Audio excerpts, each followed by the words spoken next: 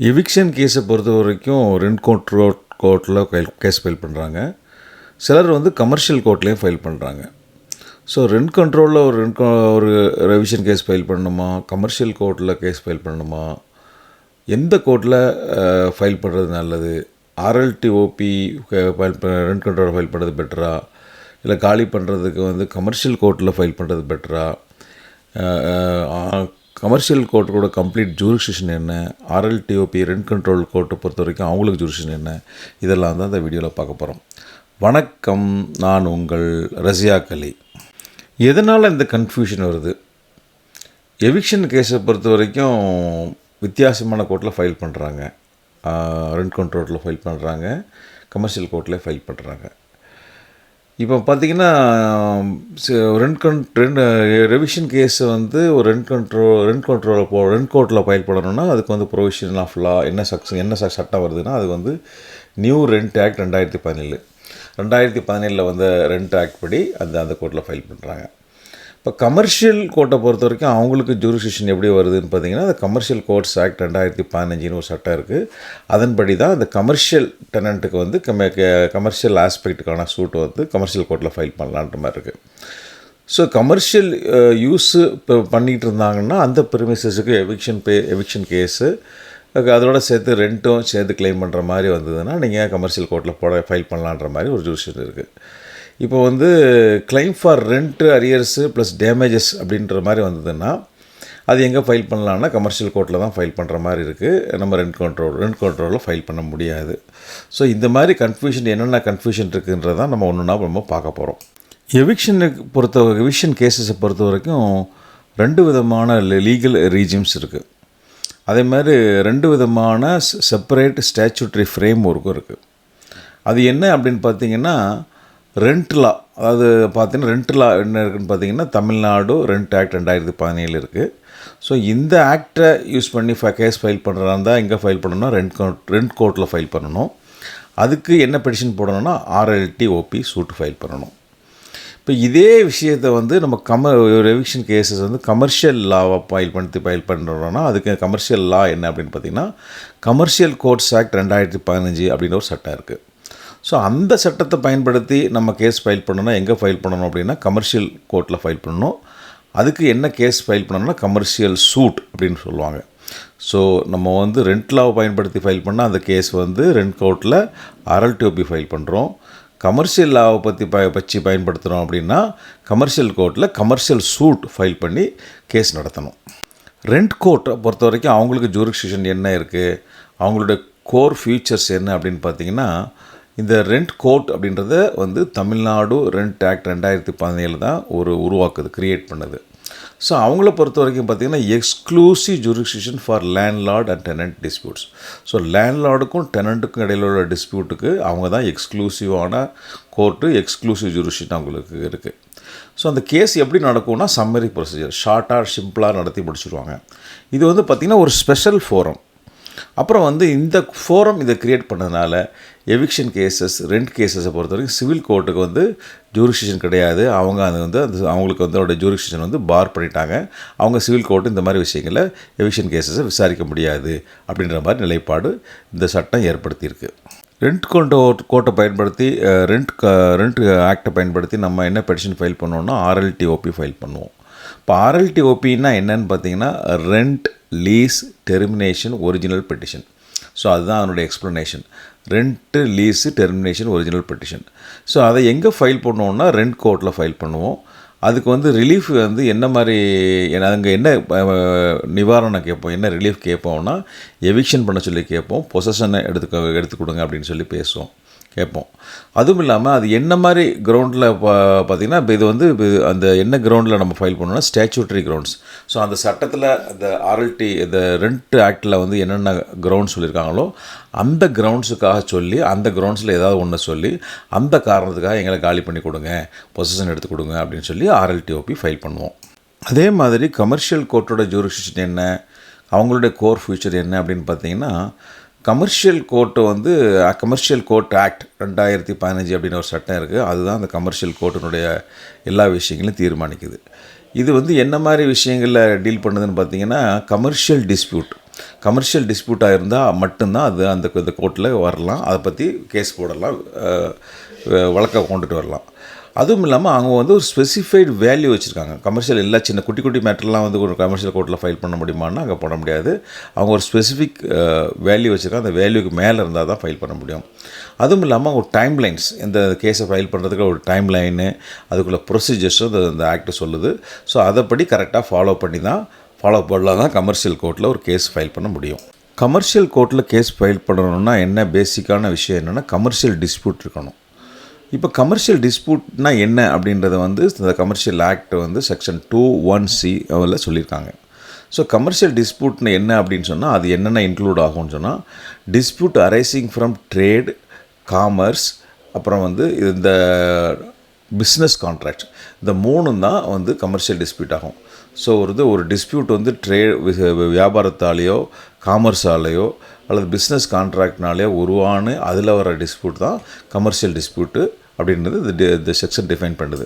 Commercial court ஜூரிஸ்டிக்ஷனை பொறுத்த வரைக்கும் ஒரு பிக்கெஸ்ட் மித் என்ன அப்படின்னு பார்த்தீங்கன்னா, கமர்ஷியல் டெனண்ட் எல்லாருமே போய் கமர்ஷியல் கோர்ட்டை அப்ரோச் பண்ண முடியுமா அப்படின்னு சொல்லி கேட்டிங்கன்னா முடியாது.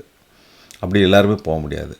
லீகல் பொசிஷன் என்னென்னா, நேச்சர் ஆஃப் த டிஸ்பியூட், இந்த 2 பேருக்கும் உள்ள டிஸ்பியூட்டோட நேச்சர் என்ன ரிலீஃப் கேட்குறீங்க, இந்த 2ம் தான் வந்து ஜூரிஸ்டிக்ஷன், கமர்ஷியல் கோர்ட்டுக்கு ஜூரிஸ்டிக்ஷன் இருக்கா இல்லையா அப்படின்றத டிசைட் பண்ணும்.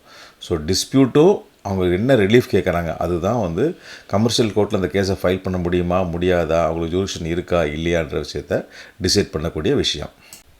இந்த எக்ஸ்க்ளூசிவ் ஜூரிஸ்டிக்ஷன் ரூல் அப்படின்றது பார்த்திங்கன்னா, இப்போ வந்து ஒரு பிரச்சனைக்கு அந்த கமர்ஷியல் கோர்ட்லேயும் கேஸ் ஃபைல் பண்ணி ஆர்எல்டிஓபி ரெண்ட் கண்ட்ரோல்லையும் கேஸ் ஃபைல் பண்ண முடியுமா அப்படின்னு கேட்டிங்கன்னா கிடையாது.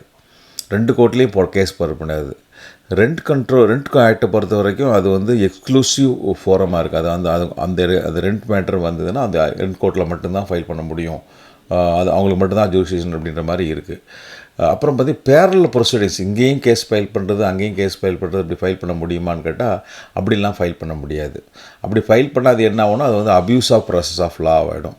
ஸோ ஒரு பர்டிகுலர் கேஸை பொறுத்த வரைக்கும் ஆர்எல்டிஓபி போட முடியுமா, கமர்ஷியல் சூட் ஃபைல் பண்ண முடியுமான்றது வந்து அது கமர்ஷியல் டிஸ்பியூட்டாக இருக்கா, என்ன ரிலீஃப் கேட்குறாங்கன்றதை பொறுத்து தான் இருக்குது. அதை பொறுத்து தான் இந்த ஜூரிஸ்டிக்ஷன் பாயிண்ட் ஆஃப் வியூவை டிசைட் பண்ண முடியும்.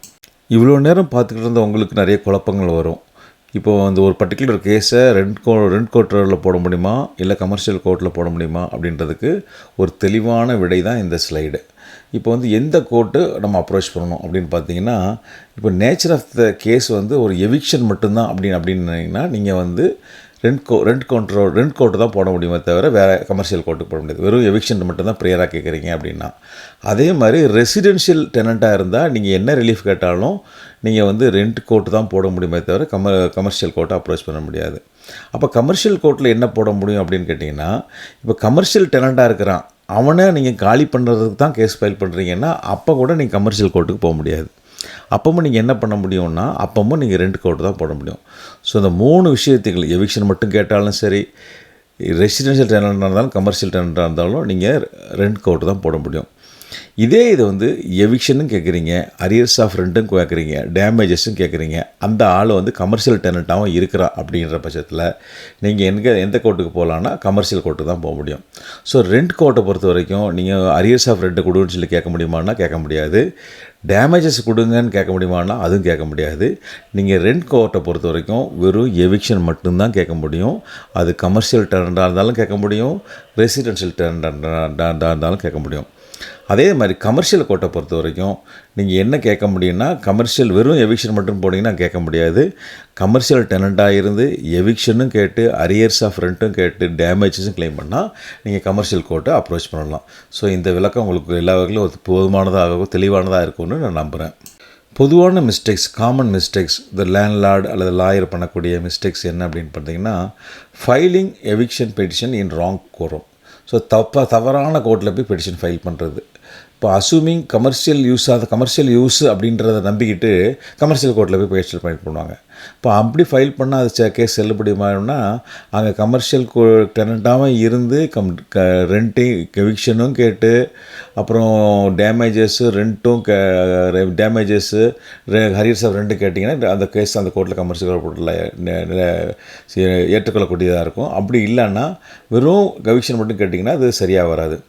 ஏன் அப்படின்னு சொன்னிங்கன்னா ரெண்ட் ஆக்டை பொறுத்த வரைக்கும் அது வந்து எக்ஸ்க்ளூசிவ் ஜூரிஸ்டிக்ஷன் கொடுத்துருக்காங்க. அதனால் அந்த கோர்ட்டுக்கு ரெண்ட்டு காலி பண்ணணும் அப்படின்ற மாதிரி ஒன்றா அது இங்கே எக்ஸ்க்ளூசிவ் ஜூரிஸ்டிக்ஷன் ரெண்ட் கோர்ட்டு தான் இருக்குன்ற விஷயம். அது இந்த மாதிரி விஷயம் வந்து இந்த கமர்ஷியல் கோர்ட்டில் அந்த விஷயத்தை தெரியாமல் ஃபைல் பண்ணாங்கன்னா கேஸ் டிஸ்மிஸ் ஆகிறதுக்கு வாய்ப்பு இருக்குது. ஸோ நமக்கு வந்து சேஃப்டிக்கு நான் இங்கேயும் ஒரு கேஸ் அங்கேயும் ஒரு கேஸ் ஃபைல் பண்ணுறேன் அப்படின்னா பண்ண முடியுமானா அப்படி பண்ண முடியாது. நீங்கள் தான் டிசைட் பண்ணணும் இந்த கோர்ட்டா அந்த கோர்ட்டான்றது உங்கள் ஃபேக்ட் அண்ட் சர்க்கம்ஸ்டன்ஸோட என்ன ப்ரேயர் பண்ணுறீங்க என்ன டிஸ்பியூட்ன்றதையும் பார்த்து கவனமாக கேஸ் ஃபைல் பண்ணணும். இப்போ கமர்ஷியல் கோர்ட்டுக்கு என்ன ஜூரிஸ்டிக்ஷன் இருக்குது, ரெண்ட் கோர்ட்டுக்கு என்ன ஜூரிஸ்டிக்ஷன் இருக்குது, எந்த கோர்ட்டில் எந்த கேஸ் ஃபைல் பண்ணணுன்றதை நீங்கள் புரிஞ்சிருப்பீங்க. இப்போ நான் அடுத்த வீடியோ உங்களுக்கு என்ன போட போகிறோம் அப்படின்னு பார்த்தீங்கன்னா when and how to file commercial eviction petition. So commercial கோர்ட்டில் எவிக்ஷன் பெட்டிஷன் எப்படி ஃபைல் பண்ணணும் எப்போ ஃபைல் பண்ணணுன்ற விஷயத்துக்கு ஒரு வீடியோ போடுறேன். அதுவும் இல்லாமல் கோர்ட் ஃபீ ஸ்ட்ரக்சர் ரெண்ட் கோர்ட்டில் போட்டால் என்ன கோர்ட் ஃபீ வரும், என்ன ஸ்ட்ரக்சர் வரும், கமர்ஷியல் கோர்ட்டில் போட்டால் என்ன ஸ்ட்ரக்சர் வரும்ன்றதையும் வரக்கூடிய அடுத்தடுத்த வீடியோக்கெலாம் நான் போடுறேன். பார்த்து தெரிஞ்சுக்கங்க. சட்டம் அறிவோம், நம் உரிமையை காப்போம். சட்டம் சம்பந்தமாக உங்களுக்கு எந்த விதமான சந்தேகமோ இந்த விளக்கமோ தேவைப்பட்டால் நம்ம லா சேனலை பாருங்கள். ரஸியாக் சட்டம் அறிவோம், ரஸியாக் லா டியூப்னு 2 சேனல் இருக்குது. இந்த சேனலில் ஏராளமான வீடியோஸ் இருக்குது. நீங்கள் எந்த சந்தேகமாக இருந்தாலும் அது வந்து உங்களுக்கு சட்ட விளக்கமோ எந்த சந்தேகமாக இருந்தால் அதை தெளிவுபடுத்தி கொள்வதற்கு நீங்கள் வந்து ஃபஸ்ட்டு யூடியூப்பை ஓப்பன் பண்ணுங்கள் அல்லது கூகுள் குரோமை ஓப்பன் பண்ணுங்கள். இந்த 2ல் ஏதாவது ஓப்பன் பண்ணிவிட்டு அதில் வந்து ரஸியாக் சட்டம் அறிவோம் அப்படின்னு டைப் பண்ணுங்கள். அப்படி இல்லைனா ரஸியாக் லா டியூப்னு டைப் பண்ணுங்கள். டைப் பண்ணிவிட்டு அந்த ரஸியாக் சட்டம் அறிவோம் அப்படின்ற டைப் பண்ணதையோ அல்லது ரஸியாக் லா டியூப்னு டைப் பண்ணதை கிளிக் பண்ணிங்க. நம்ம சேனல் ஓப்பன் ஆகும்.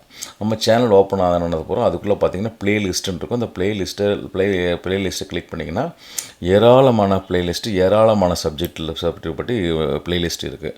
ஸோ உங்களுக்கு எந்த இடத்துல சந்தேகமோ அந்த ப்ளேலிஸ்ட் அந்த குறிப்பிட்ட ப்ளேலிஸ்ட்டை குறிப்பிட்டு சப்போஸ் உங்கள் ரெண்ட் கண்ட்ரோல் ஆக்டை பொறுத்த வரைக்கும் ஒரு சந்தேகம்னா அந்த ஆக்டில் சொல்லப்பட்ட அந்த ஆக்டிவ் ப்ளேலிஸ்ட்டை கிளிக் பண்ணி அதுக்குள்ளே போயிங்கன்னா அதுக்குள்ளே ஏராளமான வீடியோஸ் இருக்கும்.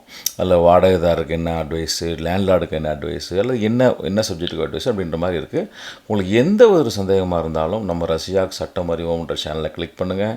அதில் ரஸியாக் லா டியூப்ன்ற சேனலை கிளிக் பண்ணுங்கள். அதுக்குள்ளே உள்ள ப்ளேலிஸ்ட்டை கிளிக் பண்ணுங்கள். அதுக்குள்ளே உள்ள வீடியோவை கிளிக் பண்ணி உங்கள் சந்தேகங்களை நிவர்த்தி செய்து கொள்ளுங்கள்.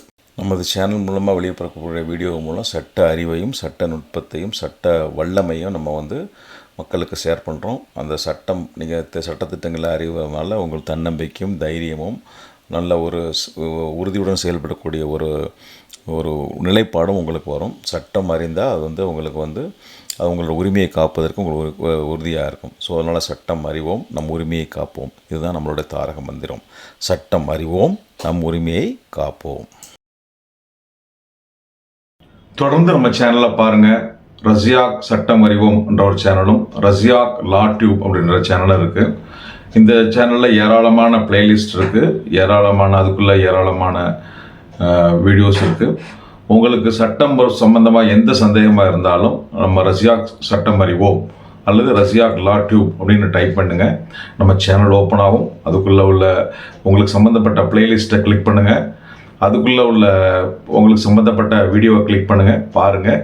உங்களுடைய சம்பந்தப்பட்ட எந்த விதமான சந்தேகமாக இருந்தாலும் அதுக்கு உங்களுக்கு தேவையான விளக்கங்கள் அதில் இருக்கும். அதையும் தாண்டி உங்களுக்கு வேறு ஏதாவது சந்தேகம் இருந்ததுன்னா இந்த நம்பரை கான்டாக்ட் பண்ணுங்கள். உங்களுக்கு சட்ட ஆலோசனைகளோ இல்லை வேறு ஏதாவது உதவியோ தெரிஞ்சால் நேரடியாகவோ ஃபோன் மூலியமாகவோ உங்களுக்கு என்னோடய டைமுடைய அவைலபிலிட்டியை பொறுத்து சப்ஜெக்ட் டு மை அவைலபிலிட்டி உங்களுக்கு சட்ட ஆலோசனைகளை தரேன். அடுத்த ஒரு டாப்பிக்கோடு உங்களை சந்திக்கிறேன். அதுவரை உங்களிடமிருந்து விடை வருவது உங்களில் ஒருவன் ரஸியாக் அலி. நன்றி, வணக்கம்.